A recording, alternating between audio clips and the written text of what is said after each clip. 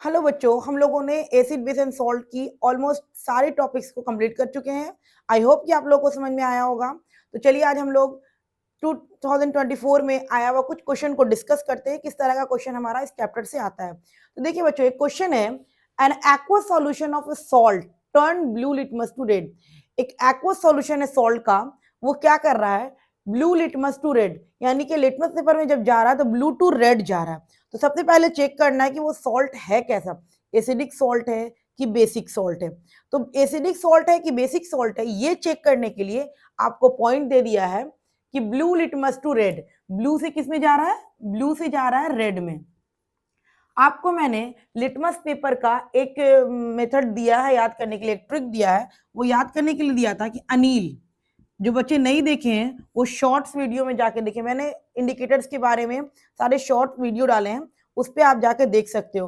तो मैंने अनिल बताया था कि अगर एसिड रहेगा, एसिड नीला से किस में जाएगा, लाल, नीला से लाल में जाएगा। ठीक है, नीला कहते हैं ब्लू को और लाल क्या हो गया, रेड। यानी कि अगर एसिड होगा तो ब्लू टू रेड जाएगा। तो देखिए ब्लू टू रेड जा रहा है, यानी कि ये सॉल्ट कैसा है, मेरा सॉल्ट हमारा क्या है, एसिडिक सॉल्ट है। क्लियर है पॉइंट। अब बताओ बच्चों कि एसिडिक सॉल्ट जो होता है, आप लोग जानते हो एसिडिक सॉल्ट जब बनता है वीक एसिड और स्ट्रॉन्ग बेस से बनता है। ठीक है, जहां पर सॉरी स्ट्रॉन्ग एसिड और वीक बेस, जहां पर जो स्ट्रॉन्ग रहता है सॉल्ट उसी के अकॉर्डिंग बनता है। अगर बेस स्ट्रॉन्ग है तो बेसिक सॉल्ट, एसिड स्ट्रॉन्ग है तो एसिडिक सॉल्ट।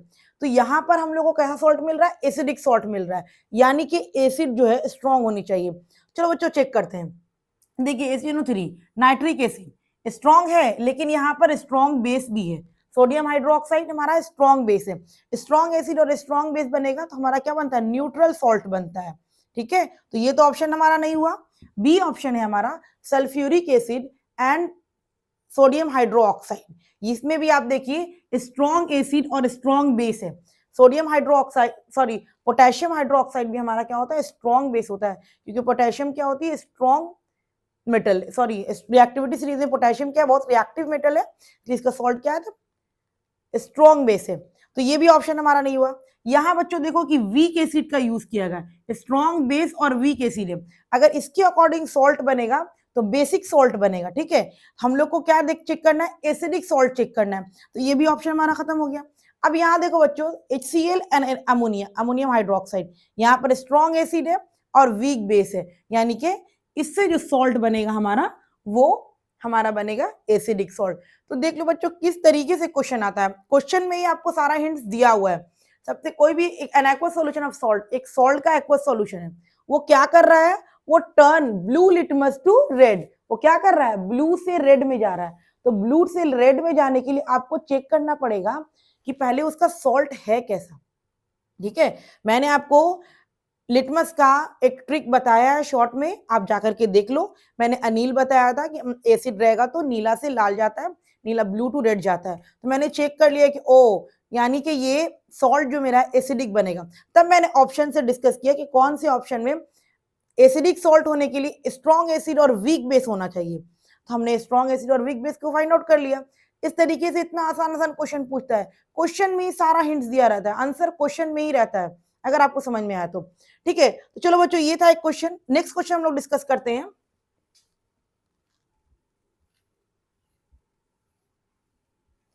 नेक्स्ट क्वेश्चन जो हमारा पूछा है, वो पूछा है select a pair of natural indicators. Select a pair of natural indicators,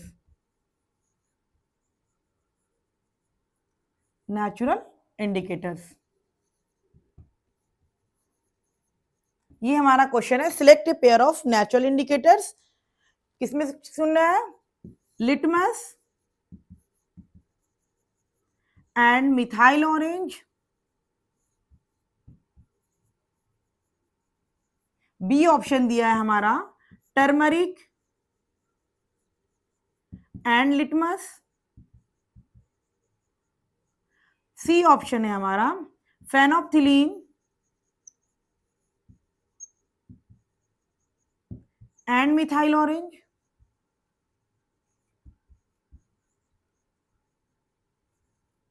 और डी ऑप्शन है हमारा टर्मरिक एंड मिथाइल ऑरेंज,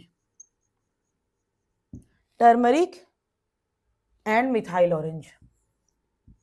तो ये है हमारा मल्टीपल चॉइस का क्वेश्चन जो प्रीवियस ईयर पूछा हुआ है 2024 में कि select a pair of natural indicators. आपको नेचुरल इंडिकेटर्स का पेयर को सिलेक्ट करना है। तो इस इंडिकेटर्स के बारे में मैंने भी शॉर्ट वीडियो में भी इंडिकेटर्स का बताया है। 3 तरह के इंडिकेटर्स होते हैं, synthetic indicators, natural indicators, olfactory indicators, मैंने शॉर्ट में बताया है। आप जाकर के उसको देख लो अच्छे से, क्योंकि क्वेश्चन हर साल एक इंडिकेटर से जरूर पूछता है मल्टीपल चॉइस में क्वेश्चन। ठीक है, तो देखो क्वेश्चन में क्या, लिटमस एंड मिथाइल। लिटमस तो हमारा नेचुरल है, लेकिन मिथाइल ऑरेंज हमारा नेचुरल इंडिकेटर्स नहीं है, ये सिंथेटिक इंडिकेटर्स है। टर्मरिक एंड लिटमस, देखिए टर्मरिक भी हमारा नेचुरल इंडिकेटर्स है और लिटमस भी हमारा नेचुरल इंडिकेटर्स है, तो ऑप्शन क्या हो जाएगा, बी हो जाएगा। तो इस तरीके से इतना आसान आसान क्वेश्चन पूछता है, लेकिन बस पढ़ा हुआ होना चाहिए। थर्ड क्वेश्चन हम लोग देखेंगे। थर्ड क्वेश्चन हम लोग देखेंगे बच्चों, a chemical compound, a chemical compound used in glass, soap and paper industry, paper industry। Option A में दिया हुआ है वॉशिंग सोडा, ऑप्शन बी में है हमारा baking soda,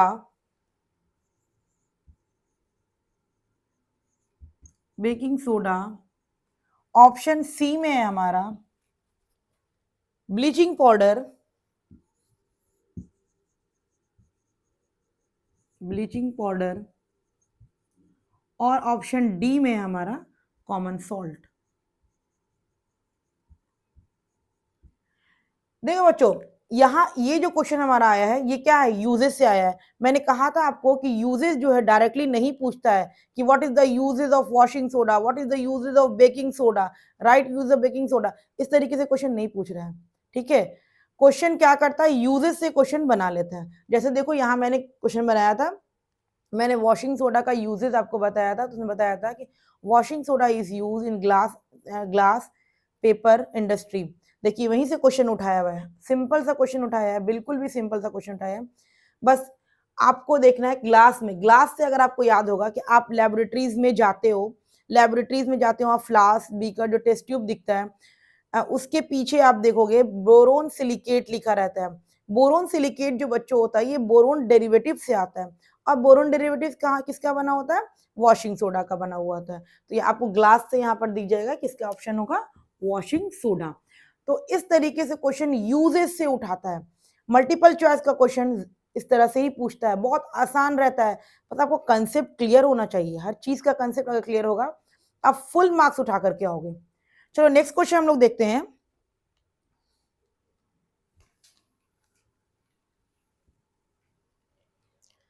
consider the following compound,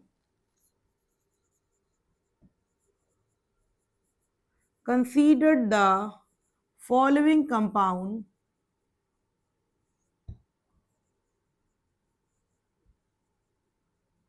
consider the following compound FeSO4,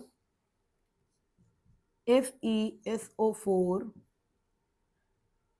CuSO4, CaSO4, CuSO4, CaSO4, calcium sulfate, copper sulfate, Na2CO3, sodium carbonate. The compound having the maximum number of water of crystallization. The compound having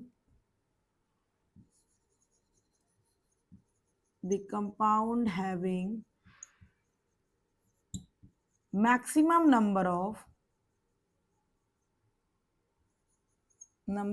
water of crystallization. Water of crystallization.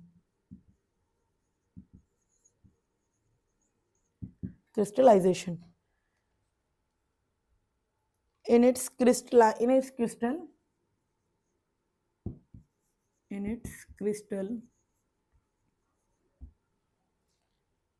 in one molecule is, in one molecule. देखो बच्चों, इसमें question में पूछ रहा है, क्या पूछ रहा है क्वेश्चन में कि ए में हमको दिया हुआ है FeSO4 फेरस सल्फेट, बी में हमको दिया हुआ है कॉपर सल्फेट, सी में ऑप्शन है कैल्शियम सल्फेट और डी में है सोडियम कार्बोनेट Na2CO3। ये चार ऑप्शन है हमारा। और क्वेश्चन देखो क्या पूछा है, कंसीडर द फॉलोइंग कंपाउंड। इस चारों कंपाउंड जो दिया हुआ है आपको, इसको कंसीडर करिए और इसमें बताइए इन चारों में से maximum number of water of crystallization किस में होता है। तो वाटर ऑफ क्रिस्टलाइजेशन जो टॉपिक बहुत छोटी सी टॉपिक है, ठीक है, और क्वेश्चन हर साल एक आता है और बहुत इजी टॉपिक है, थोड़ा सा याद रखना पड़ेगा, ठीक है। तो मैंने वाटर ऑफ क्रिस्टलाइजेशन बताया आप लोगों को, आप जाकर के वहां पर देख लो। और कुछ कंपाउंड के नाम मैंने बताया है, वाटर ऑफ क्रिस्टलाइजेशन के कुछ कंपाउंड के नाम कि किसमें वाटर ऑफ क्रिस्टलाइजेशन कितना होता है, तो उसको मैंने शॉर्ट वीडियो में बताया, आप जाकर के उसको भी देख लो ताकि कुछ आप लोग को याद रहे। जो ये हमेशा पूछता है, जो इजीली अवेलेबल रहता है, वो उसके बारे में मैंने बताया। तो देखो बच्चों, हम फेरस सल्फेट जब आप लोग को हम क्रिस्टलाइजेशन पढ़ाए थे तो इसका बताया था कि फेरस सल्फेट जो होता है इसमें 7 मॉलिक्यूल्स होते हैं वाटर के, ठीक है। कॉपर सल्फेट में कितने होते हैं, 5 होते हैं, आपको मैंने ये भी बताया था। ये दोनों एग्जाम्पल बहुत, फेरस सल्फेट और कॉपर सल्फेट ये दोनों ज्यादा इंपॉर्टेंट है, हमेशा इस दोनों से ही ज्यादा क्वेश्चन पूछता है। इसका क्वेश्चन ग्रीन विट्रियोल होता है, इसका ब्लू विट्रियोल होता है। अगर ग्रीन विट्रियोल से दिया हुआ आंसर तो फेरस सल्फेट है, और फेरस सल्फेट हेप्टाहाइड्रेट, और अगर आपको ब्लू विट्रियोल दिया हुआ तो आप समझिए कॉपर सल्फेट पेंटाहाइड्रेट दिया हुआ है, तो इसका 5H2 होता है। और ये है कैल्शियम सल्फेट। कैल्शियम सल्फेट से आप लोग को कुछ याद आया होगा कि प्लास्टर ऑफ पेरिस में कैल्शियम सल्फेट अगर होगा तो ½ H2 होता है वाटर मॉलिक्यूल्स। अगर ये ½ H2 होगा, अगर कैल्शियम सल्फेट जो है अगर प्लास्टर ऑफ पेरिस बना रहा है तो ½ H2 होगा। अगर कैल्शियम सल्फेट जिप्सम बना रहा है तो क्या होगा, 2H2 होगा, यही ना होगा। अगर कैल्शियम सल्फेट से प्लास्टर ऑफ पेरिस बन रहा है तो हाफ मॉलिक्यूल्स वाटर के आते हैं, और अगर जिप्सम बन रहा है तो 2 मॉलिक्यूल्स ऑफ वाटर के आते हैं। और ये आपको दिख रहा है कि वॉशिंग सोडा का Na2CO3 डॉट 10H2O, 10 मॉलिक्यूल्स होते हैं वॉशिंग सोडा के लिए वाटर के। तो आप देख लो बेटा, maximum number of water molecules किसमें है, number of water of crystallisation किसमें है, जितना ज्यादा वाटर मॉलिक्यूल्स है वही वाटर ऑफ क्रिस्टलाइजेशन है। वाटर ऑफ क्रिस्टलाइजेशन है क्या, fix number of water molecules. तो fix number of water molecule जितने जितना ज्यादा है वो उसका उतना ज्यादा वाटर ऑफ क्रिस्टलाइजेशन है। तो आप देखो, इसमें है 7, इसमें है 5, इसमें या तो अगर हाफ होगा या 2H2 होगा, यही दोनों हो सकते हैं। और थर्ड में है आपका Na2CO3 dot 10H2O washing soda में, तो ऑप्शन क्या होगा आपका, डी होगा। अब देखो, क्वेश्चन जब मिलता है तो जो बहुत लंबा क्वेश्चन होता है, बच्चे बोलते हैं इतना लंबा क्वेश्चन है क्या होगा। बच्चों, जितना ज्यादा लंबा क्वेश्चन होता है उसका आंसर उतना ही कम होता है। बस आपको लाइन, एक एक लाइन आपको पढ़ना है और समझना है और आंसर आंसर देना है। देखो, इतना लंबा क्वेश्चन लिखा हुआ है, लेकिन इतना लंबा क्वेश्चन में क्या करना था, सिर्फ वाटर ऑफ क्रिस्टलाइजेशन ही फाइंड आउट करना था। क्लियर है पॉइंट। चलिए नेक्स्ट क्वेश्चन वो देखते हैं बच्चों।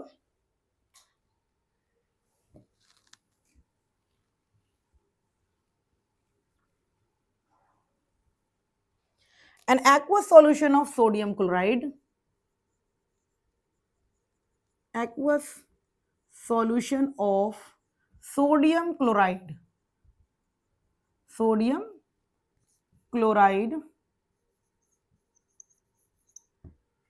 an aqueous solution of sodium chloride is prepared in distilled water, is prepared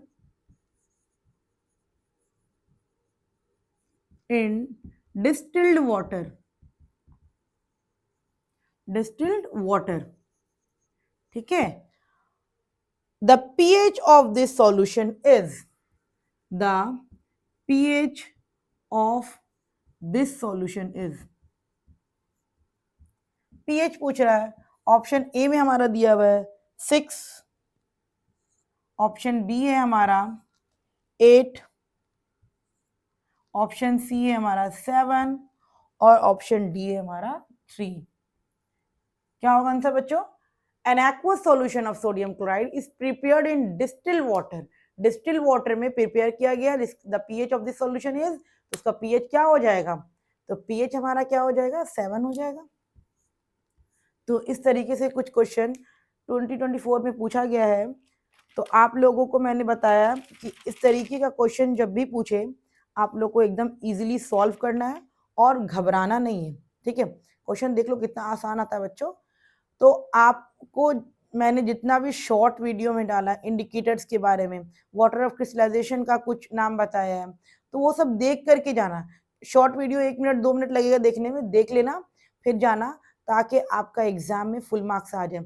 indicators जो होता है, बहुत सारे बच्चे बोलते हैं इंडिकेटर्स क्वेश्चन नहीं पूछते, हर साल इंडिकेटर से क्वेश्चन पूछता है, हर साल इंडिकेटर से क्वेश्चन पूछता है। मल्टीपल चॉइस में एक क्वेश्चन है, 2 क्वेश्चन इंडिकेटर से जरूर रहता है, इसलिए इंडिकेटर्स अच्छा से पढ़ के जाओगे बच्चों। कुछ मैंने ट्रिक बताया उसको भी देख के जाओगे बच्चों, तो 100% मार्क्स उठा करके आओगे। ओके।